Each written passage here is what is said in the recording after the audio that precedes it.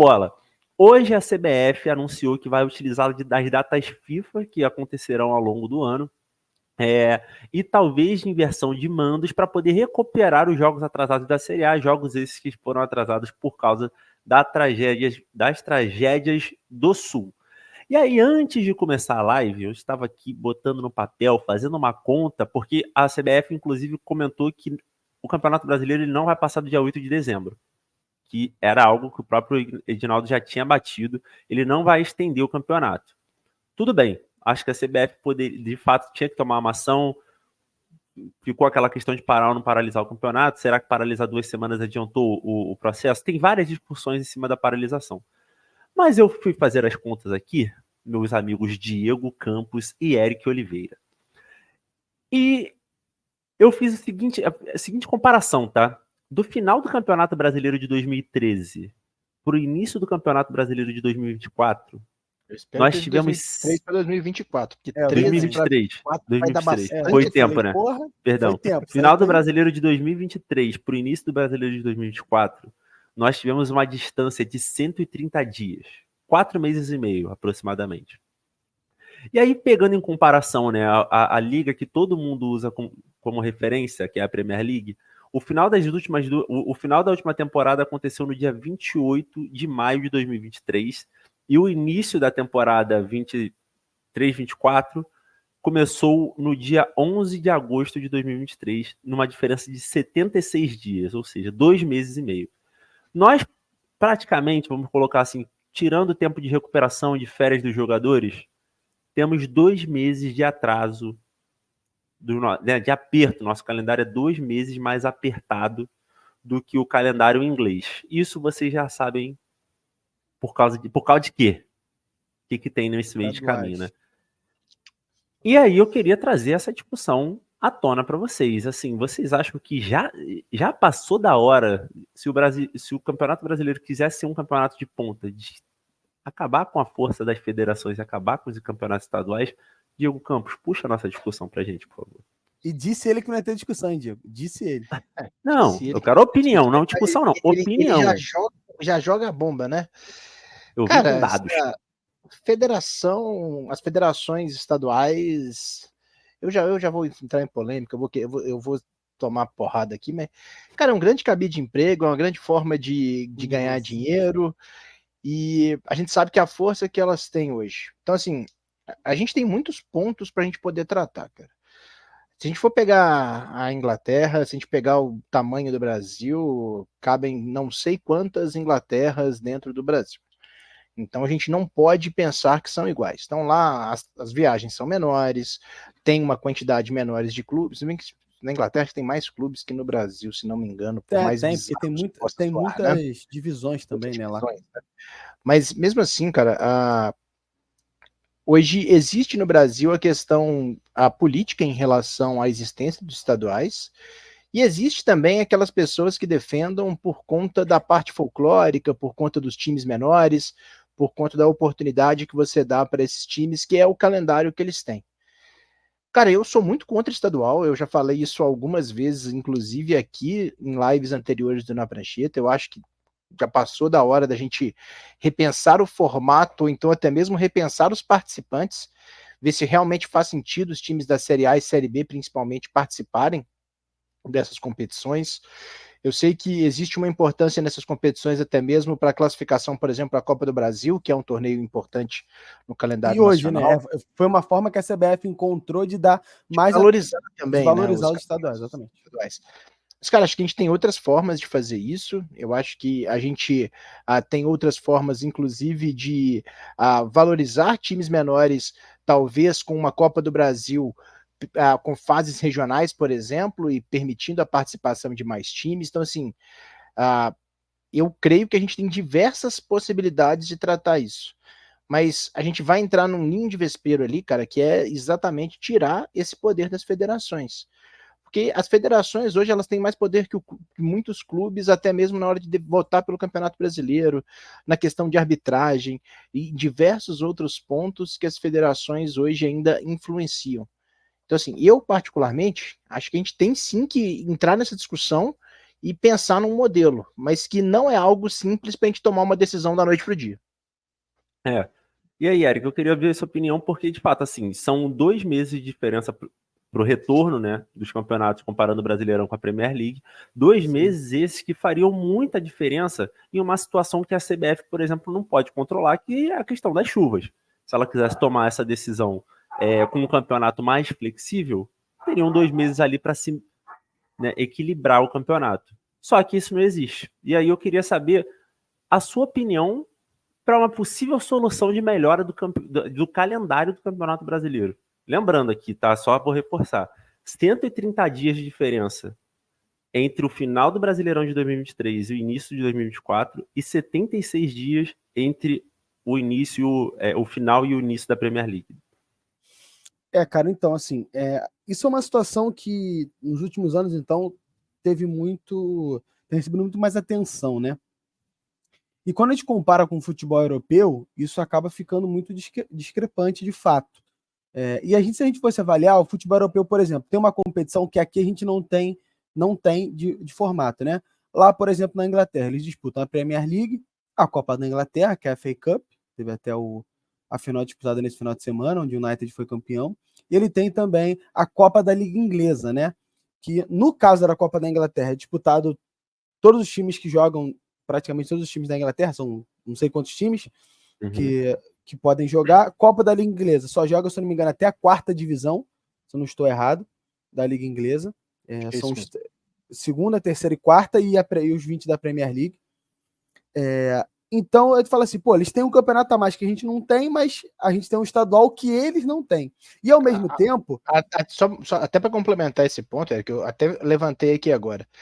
O City foi o time inglês que disputou mais jogos na temporada passada, disputou 61 jogos numa temporada, ou seja, temporada 22, 23, 61 jogos.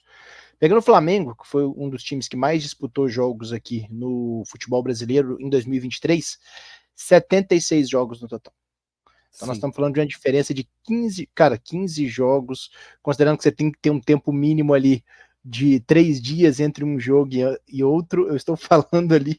Não, são 15 jogos. 15 jogos a mais, dá mais ou menos 2 meses. Se for quarta e domingo. Não, e como percorrido o tempo. Cara, hoje o jogador, o Brasil, como a gente falou, tamanho continental, mano.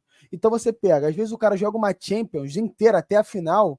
Provavelmente, até a 8ª de final da Copa do Brasil, tem time que deve andar mais em quilometragem, pô. Entendeu? Porque é bizarro o tamanho que o Brasil tem. Então, assim, a gente fala assim, pô, eles têm um torneio a mais e a gente só tem um estadual, como é que funciona? Porque ele é mais diluído, né? Dentro da temporada é muito mais diluído esses jogos do que é aqui no futebol brasileiro. E a gente já falou isso várias e várias vezes, ano passado, lá quando o Na Prancheta começou em 2022, a gente comentou sobre isso, tentando entender qual seria o melhor formato, sem estadual, como é que seria, e a gente sempre bate na tecla a gente fala que de fato as federações se aproveitam disso para ganhar dinheiro.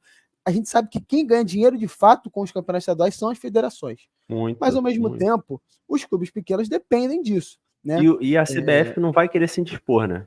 Tanto Exatamente. Que a Copa do Brasil é o formato que a Copa do Brasil é um campeonato inegociável de se mudar calendário, porque a CBF quer agradar... E também hoje é a que dá mais dinheiro, né? É a que dá mais dinheiro, sim. Assim, colocando o Campeonato Brasileiro é a cerejinha da CBF ali, a Copa do Brasil. Exato. Assim, como eu já falei, eu acho que a solução para esse tipo de coisa era, de fato, você fazer um pré-estadual que limitasse de quem chega ao estadual com os outros... Tem que dividir, os 6 melhores ranqueados de no ranking da CBF, algo desse tipo, e aí você pega mais 2 que vieram através de um pré-estadual, algo desse tipo, para poder reduzir a quantidade de jogos disputados, cara. E aí você pode fazer uma Copa do Brasil, como o Diegão falou, para ter mais jogos para esses times pequenos disputarem, fazer uma pré-Copa do Brasil, regional, né? Então, assim, eu acho que a gente pode criar essas alternativas para fazer os times grandes jogarem menos, né?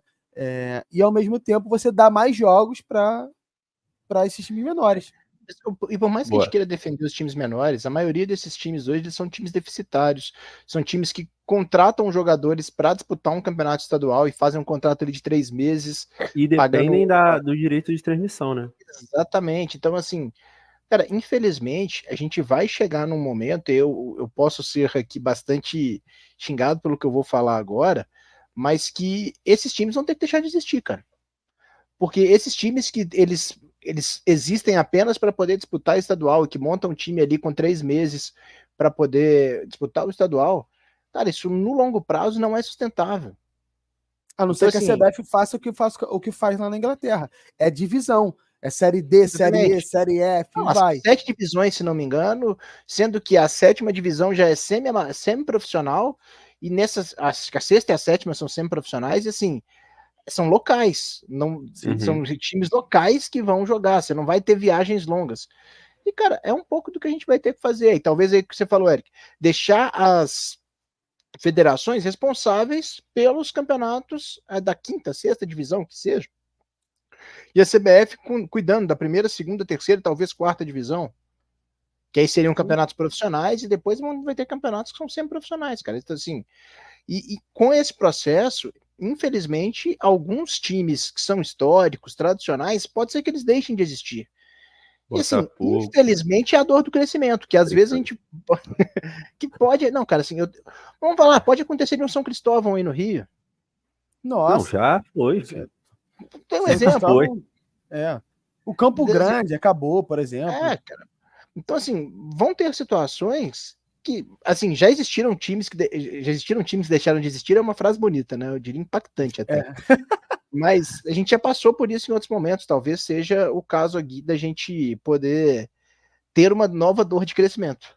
Não, e ao mesmo tempo, para resolver, só para encerrar, para resolver isso, teria que você vender o campeonato como um todo, né? A Premier League, ela funciona muito bem, porque o cara vende a Premier League, ele vende a Championship, ele vende, e assim vai. O cara, ele tá vendendo o pacote por completo, para no final todo mundo ter direito a alguma renda que faça o time funcionar.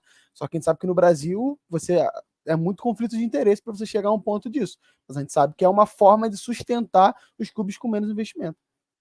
Boa. É isso. E assim, de fato, o produto disso tudo, que é a CBF apertando ainda mais o campeonato, representa que, além da Copa América, nas outras datas FIFA, muitos clubes vão poder perder jogadores importantes e jogar desfalcados. Sim.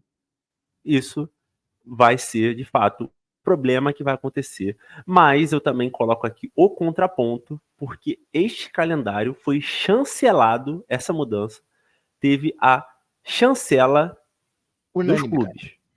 Dos clubes. Então, eu acho que isso é um ponto importante que ninguém pode usar de muleta depois, né?